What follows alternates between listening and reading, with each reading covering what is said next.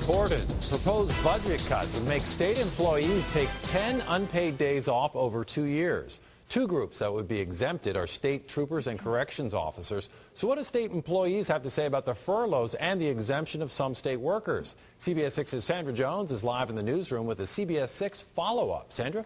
Bill, the Virginia Governmental Employees Association say they're against the governor's proposal. While they support some of his recommendations, the group argues furloughs must be applied across the board. They say it's the only fair way to do it, but those exempt disagree. We're going to work all over the state. From the Appomattox mass shooting to recent snowstorms, Virginia state troopers are busy. And with 200 vacancies currently on the force, we are so short-handed in most areas of the state that they can't be allowed off, which means they lose that comp time, which means those hours they worked to earn it, they work for free. Wayne Huggins represents those 1,700 sworn state troopers.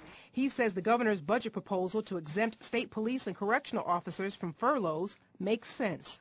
They do, and they do a great job, and they do it at a relatively low pay.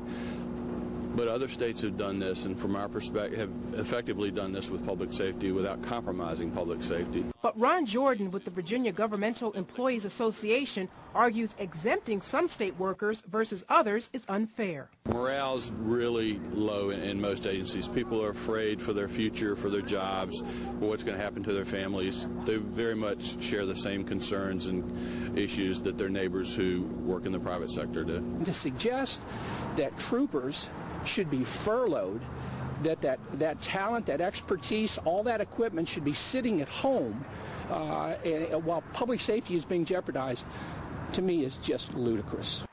Now, Ron Jordan says those furlough days could work if state police and correctional officers spread it out over the entire year during sick leave, training time, and normal days off. The governor's office released a statement to CBS 6 late this afternoon saying, in part, critical public safety personnel is a legitimate exception of the furlough policy. Stephanie? Thank you, Sandra.